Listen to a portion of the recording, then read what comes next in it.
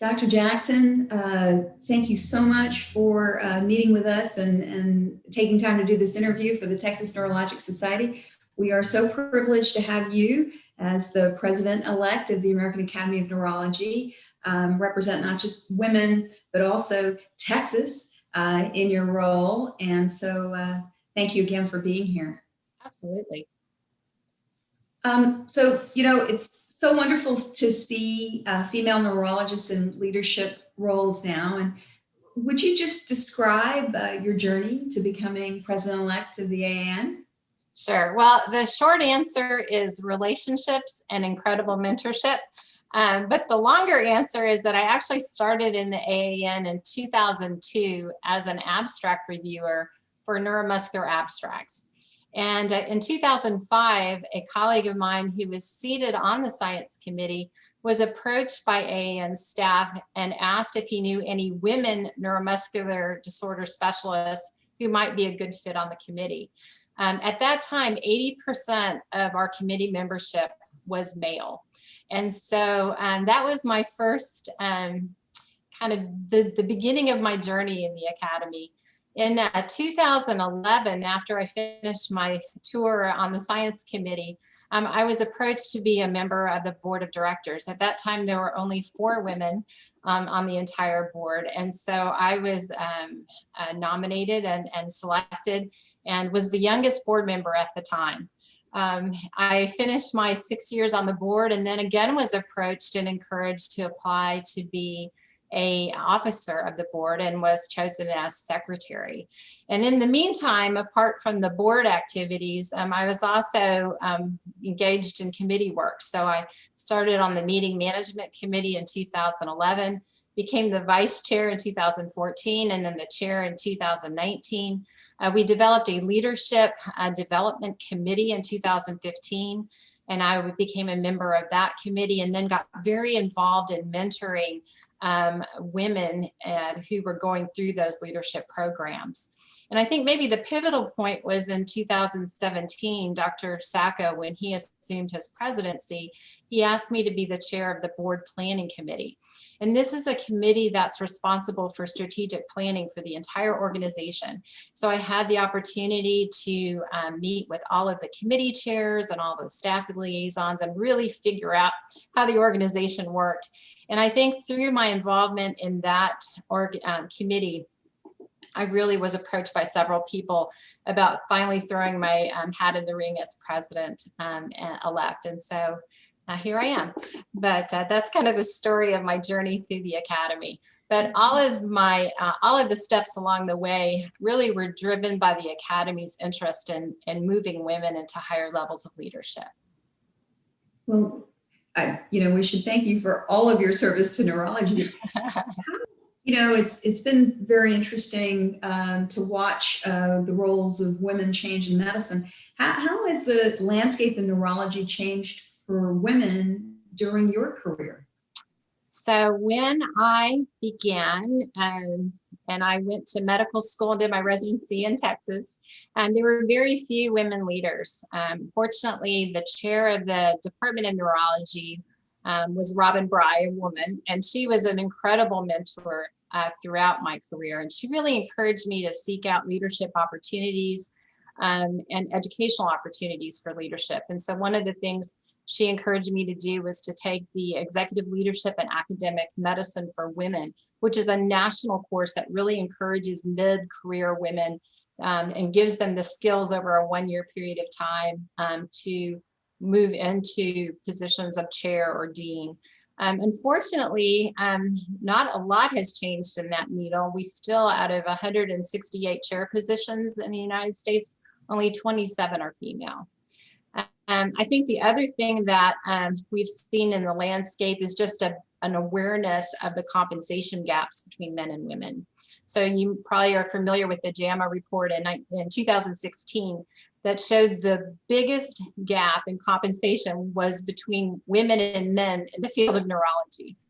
There was like a 30,000 average salary gap between men and women. And the Academy also does a compensation and productivity survey. And in 2016, that gap was actually $45,000. So it'll be interesting to see if that gap narrows as time goes on. But I think the biggest changes in the landscape have really been through my involvement in the academy.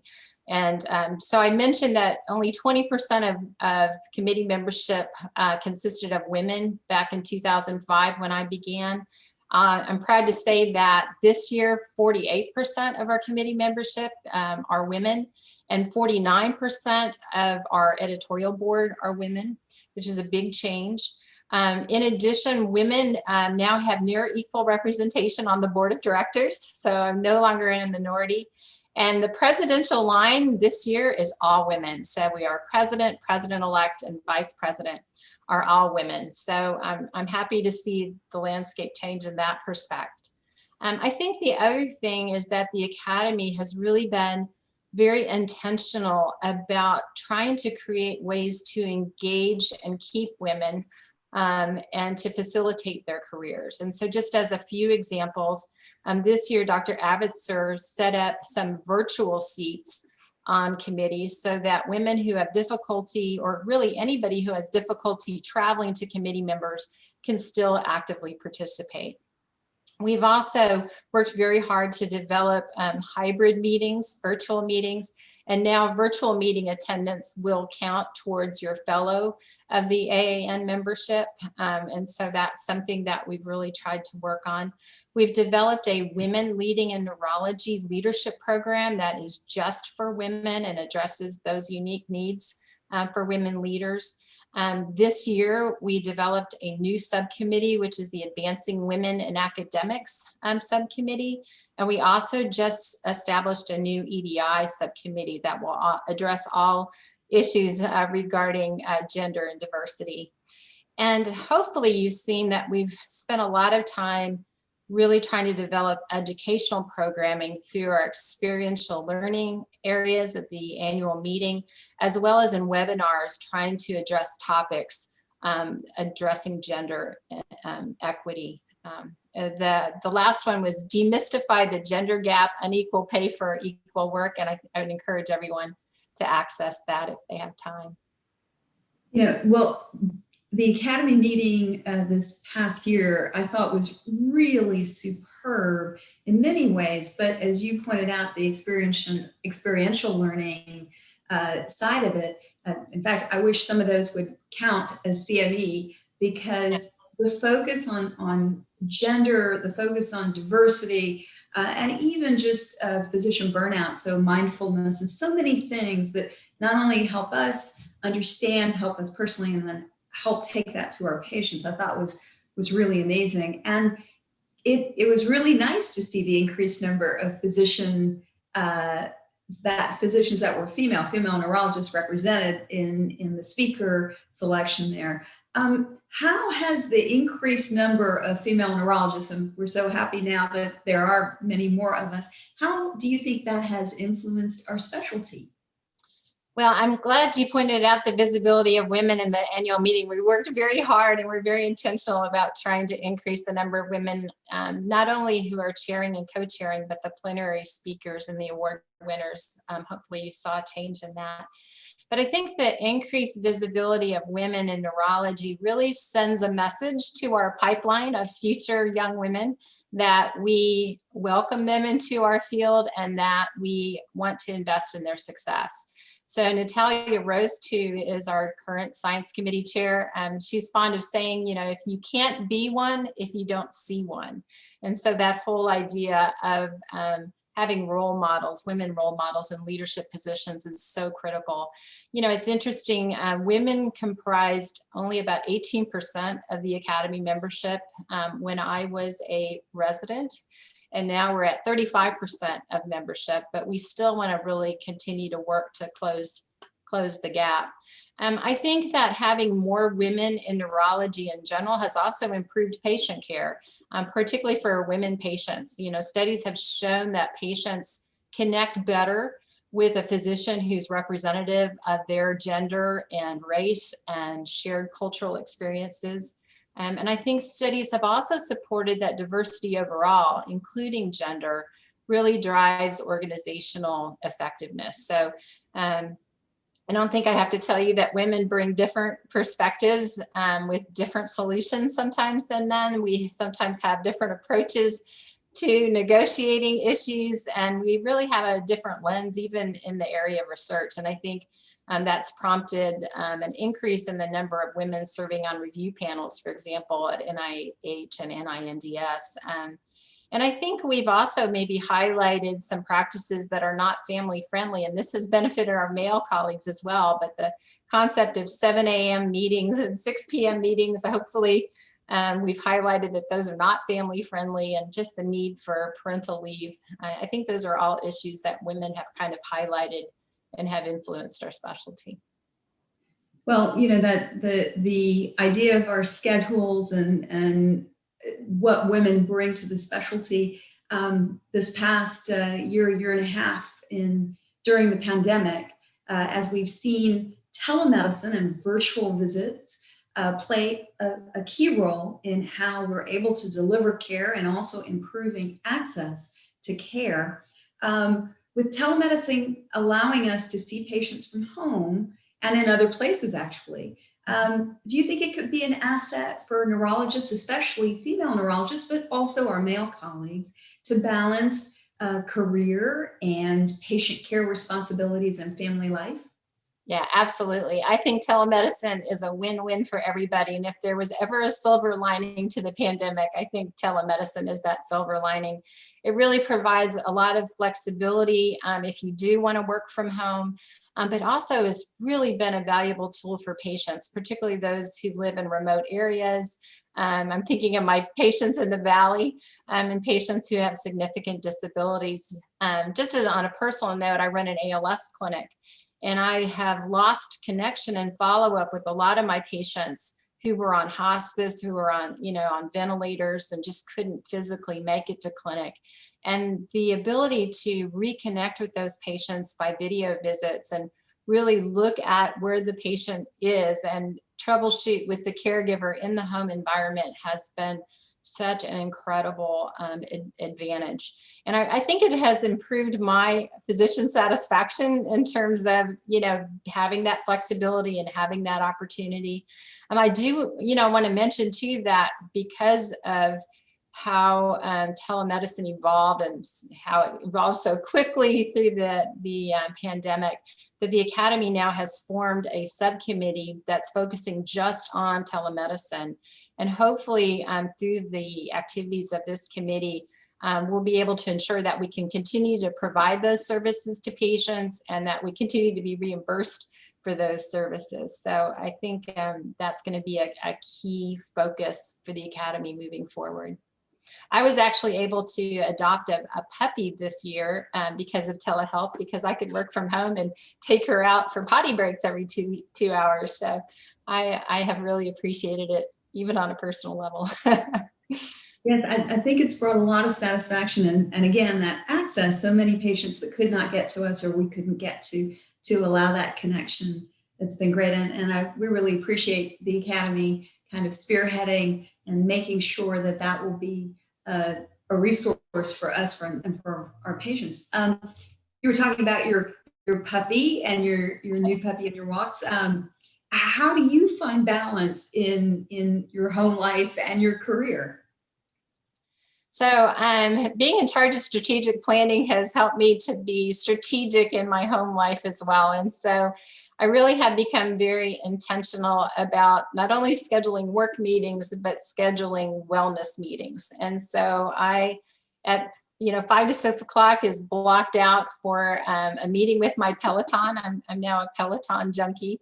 And I take time to schedule a massage every 2 weeks. And I really try to be very intentional in blocking some time to help me address the stress that I deal with day to day.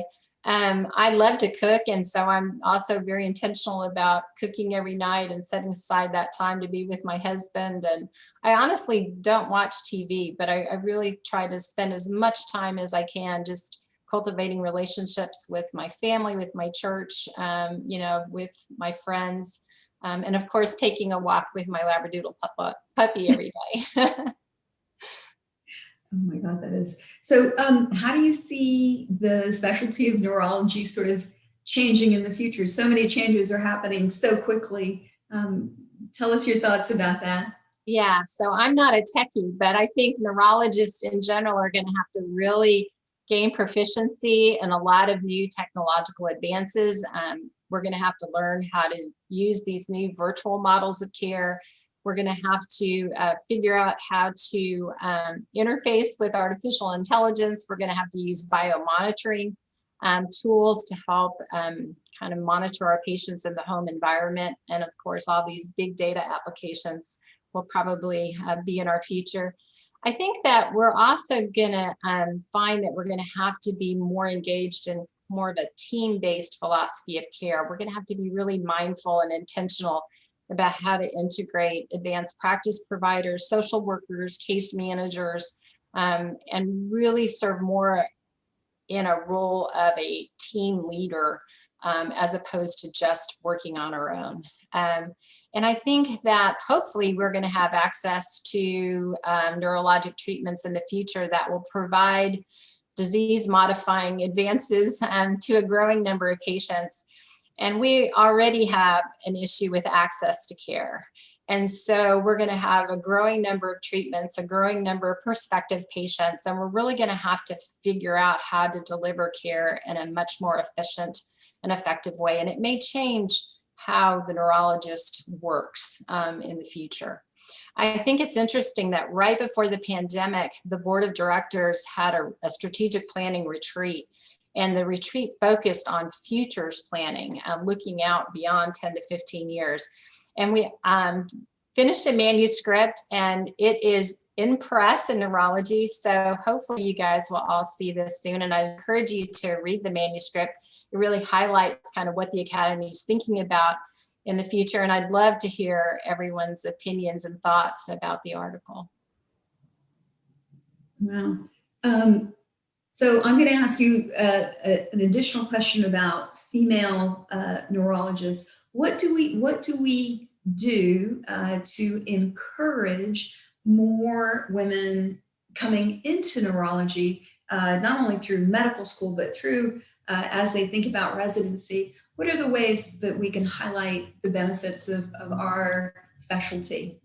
Yeah, I think the pipeline is critical, right? And so I really, in my role, try to be very strategic about meeting with students, particularly women students, and talking about, lifestyle and how neurology is evolving and, the benefits of neurology as a career for women. I think that our residency programs also need to be very strategic about encouraging women. But I think the crux is, again, that relationship and mentorship. And I think as women, it really has to be our role at this point in our career to reach out and mentor and educate the younger women in our field and be their role models. So it's kind of weird how things have switched now where I was always looking to someone else. Now it's time for me to play that role, and I'm really excited about it. Well, we will definitely take that to heart in the Texas Neurologic Society and work really hard to create that mentorship program so we can get that started. Are there any other pearls of wisdom that you would like to share with our TNS members? Absolutely. I think my thought would be, do what you feel passionate about and really feel comfortable saying no to the things you're not. And also, I don't think we think about strategic planning outside of our institutions or our workplace, but I think everybody needs their own personal strategic plan. We all need short-term and long-term goals. We need to sit down once a year and look at that and kind of know where we are now and figure out where we want to be. It's so easy to get lost in the whirlwind of life and get just thrown somewhere that we really didn't want or expect to be thrown. So I think that's important. We've mentioned mentorship a lot, but get a mentor, get 2 or 3 mentors. You don't just. I think that's probably one of the most important keys to being a leader is to reconnect, frequently that with people that you look up to and can provide honest feedback about what you're doing. I think it's also important to search out opportunities outside of your normal day-to-day life. It's really easy to get burned out, and I think you have to have some type of outlet where you're doing something other than neurology. Being involved in the academy has really served that role for me personally to reduce burnout. But you must find something that really kind of invigorates you and makes you know that you're making a difference in people's lives. Certainly, it's important to always protect your personal time and your personal space. In the end, it's really your family and your relationships and your friendships that are going to get you through the hard times. So don't ignore those people. And I guess the final thought is that the vision of the Academy is to be indispensable to our members. And I just want to finish by saying I want people to really feel free to contact me, contact the organization, to provide feedback on how we're doing in meeting or not meeting that vision and what we can do better to meet your expectations as members. And I look forward to continuing collaboration with the TNS through my role as president. Well, we're hoping for that too. Those were quite profound, your pearls of wisdom. So thank you very much. I'm going to think about my own strategic plan for my life. I thought I had one, but as you said, life kind of gets in the way sometimes. So those are really important things. Yes, we're hoping that the association between TNS and the Academy, which has always been wonderful, will continue to grow and thrive. And I can say on a personal note that the staff members at the Academy have been wonderfully helpful, and many of the resources have been truly helpful, especially through this pandemic year, and helping guide us. So anyway, we're looking forward to pandemic recovery and the renaissance of neurology in person.